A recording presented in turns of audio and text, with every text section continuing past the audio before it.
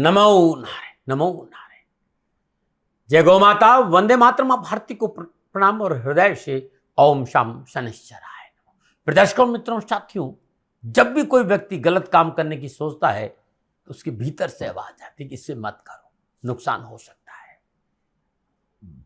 तब व्यक्ति को समझना चाहिए कि भीतर में कोई बैठा है, जो भीतर में विराजमान परम सत्ता है, वो हमारा मार्गदर्शन कर रहा है। इसलिए भीतर की आवाज को सुनना बहुत जरूरी है, और जो भीतर की आवाज को सुनता है ना, उसकी राह सदा आसान होती है। ओम नमो नारायण।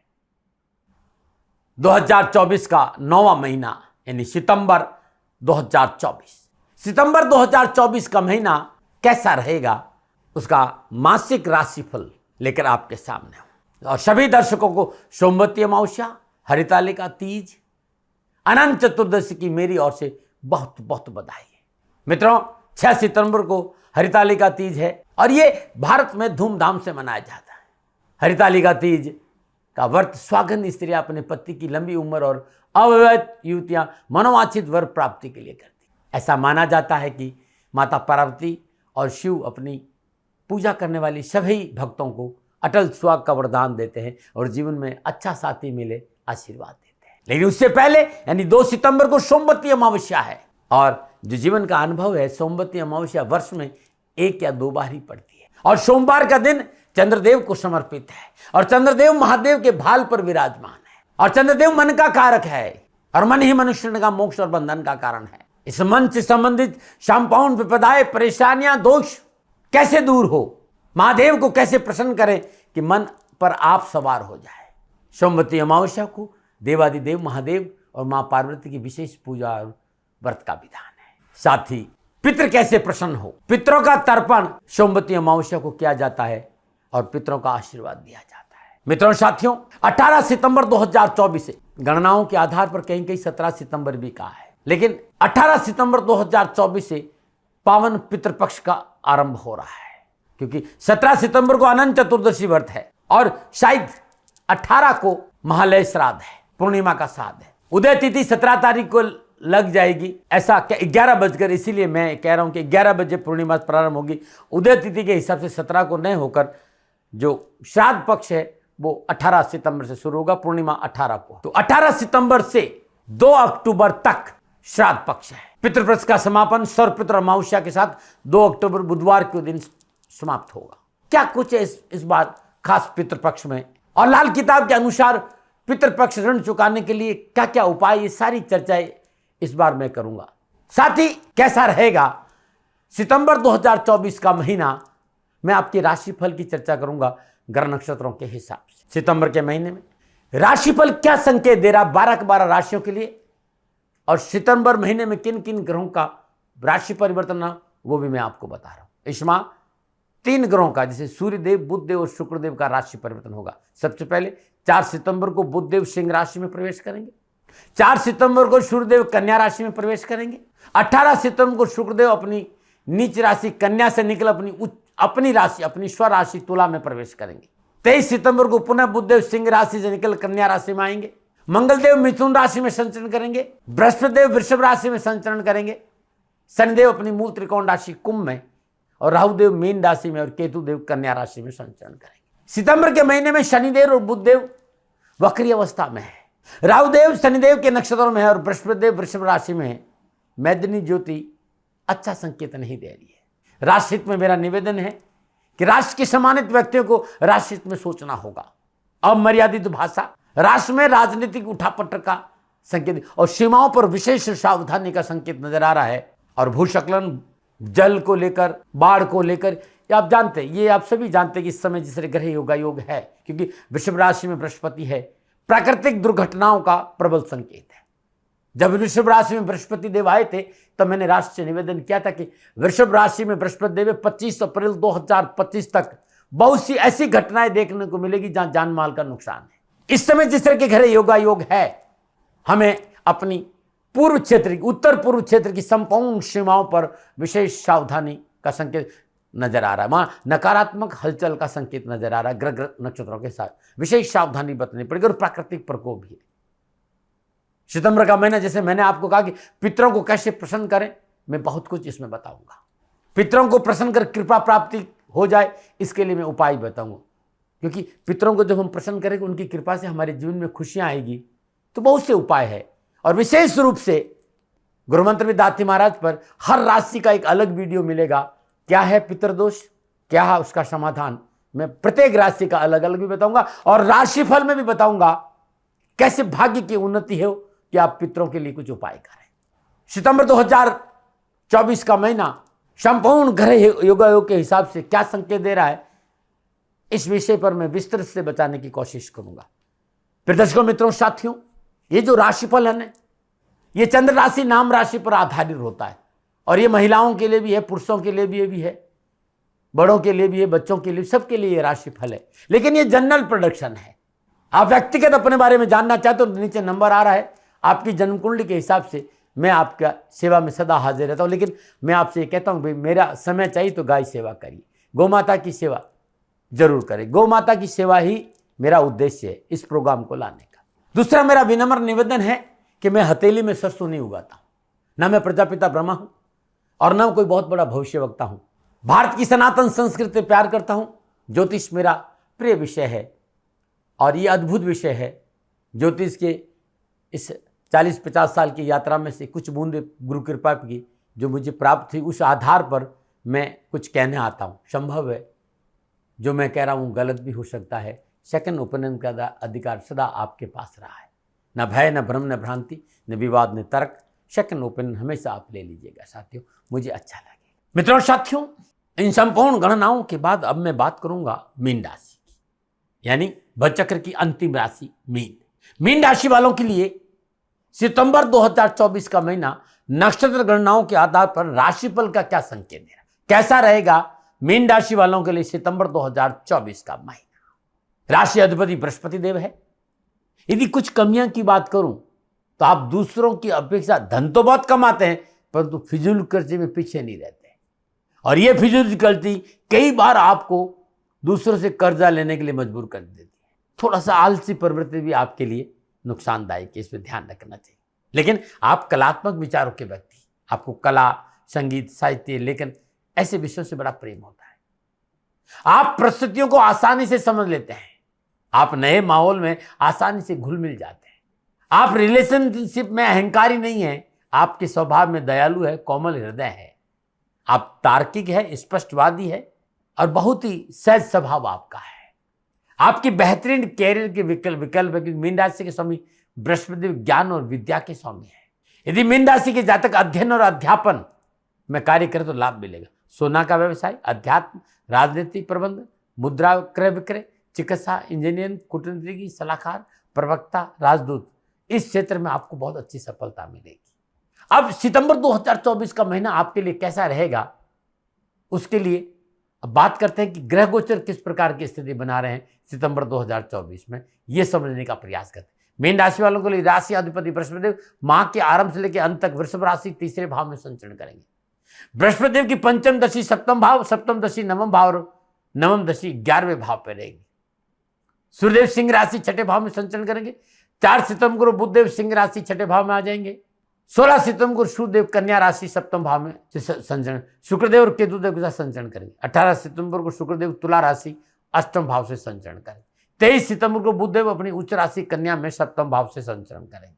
मंगलदेव मिथुन राशि चतुर्थ भाव में पूरे महीने संचरण करेंगे। शनिदेव अपनी मूल त्रिकोण राशि कुंभ में वक्री अवस्था में 12वें भाव में संचरण करेंगे। राहुदेव मीन राशि लगन भाव में संचरण। यह है मीन राशि वालों के लिए सितंबर 2024 के महीने में ग्रह योग। अब इन संपूर्ण ग्रह योगाओं को देखते मोटा मोटा मैं चर्चा करूं तो मीन राशि वालों के लिए सितंबर का महीना नक्षत्र गणनाओं के अनुसार ठीक ठाक रहेगा। यदि मैं युवा और विद्यार्थियों की बात करूं, कैरियर, कामकाज, कारोबार, शिक्षा के मसलों को लेकर यह महीना आपके लिए शुभ रहेगा। कैरियर, शिक्षा संबंधी कार्य सरलता से पूरे होंगे। कामकाज में मन लगेगा, पढ़ाई में मन लगेगा। साथ ही युवा और विद्यार्थियों को कंपटीशन में जो तैयारी कर रहे हैं उन्हें सफलता प्राप्त होगी, लेकिन थोड़ा सा परिश्रम आवश्यक है। कामकाज, व्यवसाय, नौकरी संबंधी क्षेत्रों में अधिक परिश्रम से सफलता की प्राप्ति होगी। कई मोर्चों पर सफलता है बहुत ज्यादा, लेकिन कई मोर्चों पर थोड़ा सा उतार चढ़ाव का सामना भी देखना पड़ेगा। आर्थिक लिहाज से सितंबर के महीने में कई अच्छे और बुरे अनुभव आपको अनुभव में आएंगे। कारोबार में सफलता है, लेकिन परिश्रम में तुलना में सफलता की कमी है। जितनी आप मेहनत और संघर्ष करेंगे उतना लाभ नहीं मिलेगा, लेकिन गुजारे लायक धन की प्राप्ति होगी। खर्चों पर नियंत्रण रखना बहुत जरूरी है। पारिवारिक दृष्टिकोण समय आपके लिए अनुकूल फल प्रदान करेगा। घर परिवार में समरसता बन रहेगी। पारिवारिक सदस्यों के बीच में तालमेल से जीवन की गाड़ी सुचारू रूप से आगे बढ़ेगी। स्वास्थ्य के लिहाज से समय सावधानी का संकेत दे रहा है। स्वास्थ्य के प्रति लापरवाही बरतना नुकसानदायक साबित होगा। यदि आपको पहले से कोई परेशानी है तो इस समय परेशानी बढ़ सकती है, इस पर बात पर ध्यान दीजिए। तो ये था मोटा मोटा सितंबर 2024 के महीने में नक्षत्र गणनाओं का संकेत। जब ये ग्रह योग आपस में युति और दृष्टि संबंध बनाएंगे, तब सितंबर के महीने में मीन राशि वालों पर कामकाज, व्यवसाय, नौकरी, काम, धन, पारिवारिक स्थिति, स्वास्थ्य और शिक्षा पर क्या प्रभाव पड़ेगा, अब मैं विस्तार से बात करूंगा। और सबसे पहले बात करूं सामाजिक और पारिवारिक दृष्टिकोण। सितंबर के माह में दूसरे भाव के स्वामी मंगल देव पूरे महीने चतुर्थ भाव में संचरण करेंगे। इस समय निजी सगे संबंधियों का पूरा ध्यान आपके आसपास की जमीन जायदाद, प्रॉपर्टी और चल अचल संपत्ति को रहेगा। मतलब कि इनकी नज़र आपके कार्य पर है, आपके व्यापार पर है, आपकी नौकरी पर है, आपकी जमीन जायदाद पर है, आपकी प्रॉपर्टी पे है। तो इन सारी चीज़ों को लेकर कहीं ना कहीं आपको विभिन्न परेशानियां, उठापटक और तनाव का संकेत नजर आ रहा है। तर्क वितर्क का संकेत नजर आ रहा है। संकेत ये भी मिल रहा है इस समय कि आपको किसी भी आदमी को बिना सोचे समझे मध्यस्थता नहीं करनी। गाँव की भाषा में कहने की आधी रोटी में दाल नहीं लेना है, यानी बिना सोचे समझे दूसरे के कार्य में हस्तक्षेप नहीं करना है। परंतु जो गणनाएं हैं, उठापटक के बावजूद भी पारिवारिक सुख मिलेगा, परिवार साथ बैठने का मौका मिलेगा और पारिवारिक मतभेदों से मुक्ति मिलेगी। परिवार के विविध व्यक्तियों के साथ बैठने से आशीर्वाद मिलेगा और सलाह और सूझबूझ भी मिलेगी। पारिवारिक सदस्यों के सहयोग से व्यवसाय और नौकरी में लाभ मिलेगा। घर और बाहर की संपूर्ण समस्याएं का समाधान घर के बुजुर्गों की वजह से होगा। पारिवारिक जीवन ठीक रहेगा। घर में सुख शांति का माहौल रहेगा। परिजनों का रवैया बेहद सकारात्मक सहयोगी होगा। परिवार के सभी सदस्य एक दूसरे के साथ कंधा से कंधा मिलाकर खड़े रहेंगे। माता पिता का सानिध्य मिलेगा। आपसी प्रेम और स्नेह की भावना ठीक रहेगी। ये था परिवार सितंबर 2024 के महीने में मीन राशि वालों। अब मैं कामकाज, कारोबार, नौकरी, आर्थिक परिस्थितियों पे बात करूंगा मीन राशि वालों के लिए। मीन राशि वाले सितंबर के महीने में राशि अधिपति बृहस्पति की पंचम दृष्टि व्यापार भाव यानी सप्तम भाव पर है। सप्तम शुभ दृष्टि भाग्य स्थान पर है और नवम शुभ दृष्टि लाभ भाव पर है। अपनी हर रणनीति को स्पष्ट रूप से दूसरे के सामने में रखने का मौका मिले कि आप किस तरह से काम करना चाहते, कैसे आगे बढ़ना चाहते, कैसे धन कमाना चाहते, कैसे लाभ कमाना चाहते। ये संपूर्ण रणनीति आप अपने लोगों के सामने रखेंगे। इससे आर्थिक पक्ष सुदृढ़ होगा, पदोन्नति का अवसर प्राप्त होंगे, कारोबारी संबंधों में सुदृढ़ता आएगी और कारोबार में रोजगार की एक अधिक साधनों की वृद्धि होगी। कारोबार में किए गए प्रयास सफल लेंगे। व्यवसाय में गति आने से आपको एक नई दिशा मिलेगी और कारोबार में नए नए प्रयोग करने के अवसर आपको मिलेंगे। कारोबार का विस्तार का मौका मिलेगा। कारोबार में किए गए प्रयासों से कारोबारी मुश्किलों से पीछा छूटेगा। आप नौकरी में है तो नई जिम्मेदारी के साथ उन्नति के अवसर प्राप्त होंगे। नए प्रोजेक्ट का अवसर मिलेगा। नौकरी में बॉस आपको अच्छी अपॉर्चुनिटी का मौका दे सकते हैं। बॉस की अपेक्षा पर आप खरे उतरेंगे। आपको लाभदायक नई जिम्मेदारी मिल सकती है। प्रशासनिक पदों पर आप कार्यरत है तो आप विशेष लाभ की प्राप्ति होगी। कारोबार, कामकाज, नौकरी के लिहाज से नक्षत्र गणना इस बात का संकेत है कि परिश्रम से सफलता मिलेगी। लाभ प्राप्ति के प्रयास करने पड़ेंगे। इस समय कार्य सफलता के लिए सुव्यवस्थित रणनीति से कार्य करना पड़ेगा। सूर्यदेव के छठे भाव में गोचर करने के कारण कारोबार, नौकरी में अनुकूल परिस्थितियां बनेगी। धन की प्राप्ति होगी। कामकाज और व्यवसाय को परिस्थितियां अपने अनुकूल करने में आप सक्षम होंगे, परंतु शत्रु पक्ष को लेकर थोड़ी सी सावधानी बरतनी। शत्रु आपको परेशान कर सकता है। बहुत जरूरी धैर्य और संयम से काम करें। लेकिन उत्तरार्ध इस बात का संकेत दे रहा है कि भाई जल्दबाजी नहीं करें, जल्दबाजी में कोई निर्णय नहीं, जल्दबाजी में कोई पूंजी निवेश नहीं करें। 16 सितंबर को सूर्यदेव सप्तम भाव में गोचर करें। उससे में आपको अपनी कार्यक्षमता में वृद्धि होगी, लेकिन अपने व्यवहार में सकारात्मक परिवर्तन रखना बहुत। आपका एटीट्यूड, आपका आक्रोश, आपका क्रोध जीवन साथी साथ टकराव का संकेत दे रहा है। लापरवाही नहीं करिएगा। आप चाहते हैं कि सितंबर 2024 का महीना आपके लिए अनुकूल और लाभदायक बीते, तो 18 सितंबर से 7 पक्ष प्रारंभ और 18 सितंबर से लेकर 2 अक्टूबर तक हर रोज सूर्य उदय से पूर्व और सूर्यास्त के बाद मिट्टी के दीपक में कपूर, जावित्री और लौंग का धूप पूरे घर में करें। ओम पितृदेवता भयो नमः इस मंत्र का जाप करते हैं। और तत्पश्चात 3 माला ओम ज्ञान देवाय च विद्महे विद्या राजाय च धीमहि तनो असितांग भैरव प्रचोदयात् इस मंत्र की 3 माला सुबह और शाम करेंगे तो पूरा महीना खुशियों से बीतेगा। न मना रहे। आप युवा है, विद्यार्थी है, युवा और विद्यार्थियों को कामकाज, कारोबार, नौकरी, शिक्षा के हिसाब से ये महीना उत्तम लाभ और सफलता का संकेत है। पढ़ाई में मन लगेगा, नौकरी में उत्तम अवसर मिलेंगे, मेहनत परिश्रम संघर्ष में आपका जी लगेगा और मन पर प्रसन्नचित रहेगा। मेहनत परिश्रम का पूर्ण फल मिलेगा। कैरियर और एजुकेशन में परिवार का पूर्ण सहयोग मिलेगा। कंपटीशन में, प्रतियोगिता में मनोनुकूल परीक्षा परिणाम प्राप्त होंगे। युवा विद्यार्थी में कामकाज, कारोबार, नौकरी और पढ़ाई को लेकर एक्टिव रहेंगे और सफलता मिलेगी। उच्च शिक्षा में सफलता हासिल होगी। मेडिकल से संबंधित विषय में अध्ययनरत विद्यार्थियों के लिए लाभ और प्रशस्ति का मार्ग प्रशस्त होगा। तो समय बहुत अच्छा है। मीन राशि वालों, सितंबर माह की शुरुआत में छठे भाव में सूर्यदेव का संचलन स्वास्थ्य संबंधी परेशानियों का संकेत दे रहा है। लापरवाही नहीं बरतें। अनावश्यक मानसिक तनाव, भय, भ्रम, भ्रांति की स्थिति उत्पन्न करेगा, इससे बचना चाहिए। मानसिक और शारीरिक परेशानी का सामना करना पड़ेगा। फॉल्स इल्यूजन की वजह से परेशानी बढ़ेगी और नकारात्मक विचारों से दूर नहीं तो हानि भी होगी। सही सोच, सकारात्मक विचारधारा रखना बहुत जरूरी। किसी भी तरह का इन्फेक्शन इस महीने परेशानी का कारण बनेगा। तुरंत चिकित्सा का सहारा ले। चिकित्सा में कोई लापरवाही नहीं करें। दैनिक दिनचर्या नियमित रखें। खान पान पर ध्यान दें। निराशावादी लोगों से दूर रहे तो आपके लिए अच्छा रहेगा। सात्विक खान पान और संयमित जीवन शैली अपनाएंगे, निश्चित तौर पर आपको स्वास्थ्य संबंधी परेशानी से मुक्ति मिलेगी। लेकिन स्वास्थ्य को लेकर सितंबर 2024 के महीने में लापरवाही नहीं करिएगा। इस महीने हर रोज प्रातःकाल नित्य कर्म स्नान उपरांत जल, गंगाजल, कच्चा दूध और मिश्री डालकर रुद्री पाठ करते हुए भगवान शिव का अभिषेक करें। हर रोज भगवान शिव के शिवलिंग पर पूरे महीने पीले पुष्प अर्पित करें। श्री शिवाय नमस्तुभ्यम इस मंत्र का जाप करते हुए भगवान शिव का पूरे शिवलिंग पर पीले चंदन से लेप करना भी आपके लिए शुभ रहेगा। नमन। मित्रों, साथियों, नक्षत्र गणनाओं के आधार पर ये मेरा निजी आंकलन था कि कैसा रहेगा 2024 सितंबर का महीना आपके लिए। मित्रों, साथियों, सितंबर के महीने में श्राद्ध पक्ष है और श्राद्ध पक्ष पर मैंने बहुत कुछ आपकी राशि के बारे में बताया। वीडियो अलग डाल रखा है, उसको आप जरूर। मीन राशि वालों के लिए कैसे श्राद्ध पक्ष में पूजा करें, क्या उपाय करें, ये वीडियो मैंने बनाए हैं। गुरु मंत्र दाती महाराज, इसको आप देख लीजिएगा। आप चाहते हैं कि पितरों की कृपा बरसे, आप चाहते हैं कि पितर प्रसन्न रहे, तो लगातार श्राद्ध पक्ष में 18 सितंबर से लेकर 2 अक्टूबर तक हर रोज शाम मिट्टी के दीपक में कपूर, जावित्री और लौंग का धूप जलाएं। ओम पितृ देवता भयो नमः इस मंत्र का जाप करते हुए पूरे घर में 3 बार धूप दिखाना, 3 बार घूमना। घर का एक भी कोना नहीं छूटना चाहिए, एक भी कमरा नहीं छूटे। और धूप करने के बाद इस धूप को, दीपक को घर के ईशान कोण में रख दीजिए। लगातार 2 अक्टूबर तक करना है। आपको किसी ने भी भयभीत किया है पितरों को लेकर, तो श्राद्ध पक्ष में प्रतिदिन अपने घर में सुबह और शाम 7 पाठ, सुबह और शाम 7 पाठ हनुमान चालीसा का पाठ करना बड़ा शुभ रहेगा। बाल पर शुद्ध जल का तिलक करना भी बड़ा लाभकारी रहेगा। त्रयोदशी, चतुर्दशी, अमावस्या, पूर्णिमा के दिन पूरे घर में घी और गुड़ मिलाकर देसी गौ माता की जो उपले होते हैं उस अग्नि में हवन करना अति उत्तम और लाभ देगा। श्राद्ध पक्ष में परिवार के सभी सदस्य बराबर मात्रा में धन इकट्ठा करके गौशाला में चारे की व्यवस्था करेंगे तो पितर प्रसन्न होंगे। श्राद्ध पक्ष में भगवान शिव का पूजन, शिव महिमन स्त्रोत, लिंगाष्टकम, रुद्राष्टकम, इस सब का पाठ करना अच्छा रहेगा। और भगवान शिव का रुद्राभिषेक अति उत्तम लाभ और सफलता का संकेत है।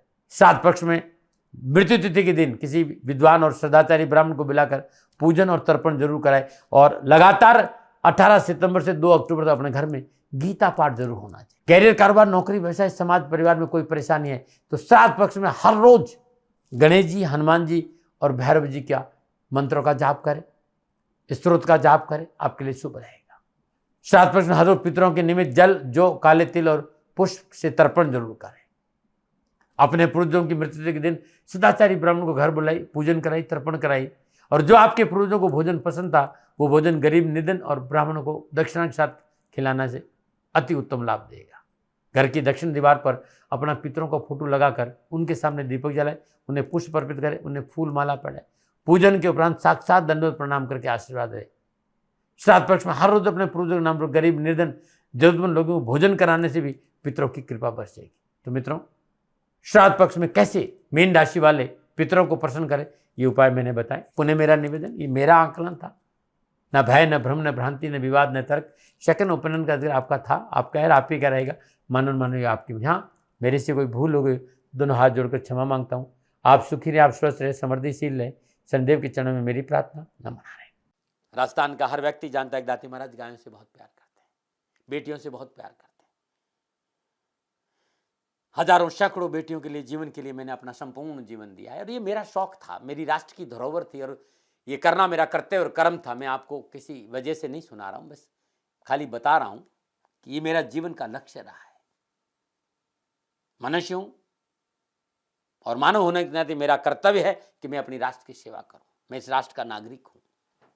30 सालों से मैं बेटी बचाओ और गौ सेवा में अपना जीवन इस राष्ट्र के साथ लगाया है। वर्तमान परिस्थितियां आर्थिक दृष्टिकोण से मेरी अनुकूल नहीं है।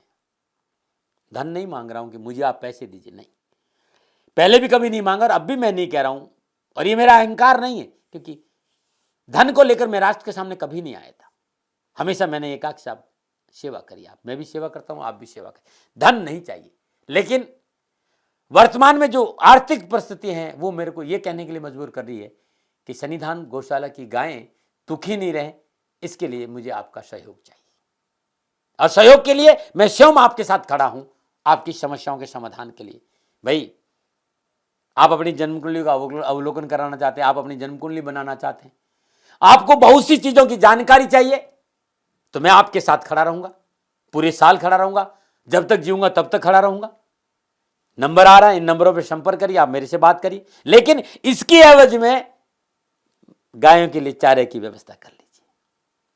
और इसीलिए मैंने कहा था कि भाई थोड़ा दिन, इस समय मैं परेशानी में हूं और मेरी गायें चारों को लेकर थोड़ी सी परेशान है।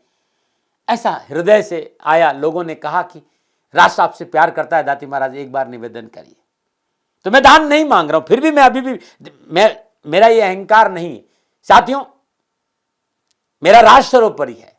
मैं ये नहीं कह रहा हूं, मैं ये कह रहा हूं मैं परिश्रम करूंगा आपके लिए, और परिश्रम के एवज में गायों के लिए चारे की व्यवस्था करिए। शनि भगवान आपकी रक्षा करे और आपका जीवन सदा खुशियों से भरा रहेगा, ऐसा मेरा निवेदन।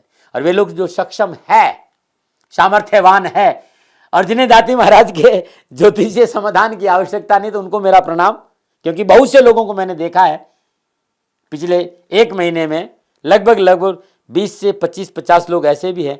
मैं उन सब के प्रति अपना आभार प्रकट करता हूं और ये सहयोग में जीवन भर याद रखूंगा। मित्रों, समय ऐसा है कि मेरी परिस्थिति आर्थिक दृष्टिकोण से अनुकूल संकेत नहीं दे रही है, इसलिए मैंने राष्ट्र से कहा कि सन्निधान गौशाला में परेशानी नहीं चाहिए। सरकार सपोर्ट कर रही है, अपनी सीमाओं में रहते हुए जो सरकार करती है, लेकिन उससे पूरा नहीं पड़ता है, ये आप भी जानते हैं। शासन की अपनी एक सीमा है और अपनी मर्यादा है, और शासन के पास और बहुत से काम है। लेकिन फिर भी मैं आप सभी का धन्यवाद देते हुए हृदय से पुनः एक बार निवेदन करना चाहता हूं कि आपको लगता है कि दाती महाराज के साथ सन्निधान गौशाला में खड़ा रहना है, तो नंबर है, जरूर सहयोग करें। मेरा कोई दबाव नहीं है, प्रार्थना थी। ओम नमो नारायण। ओम नमो।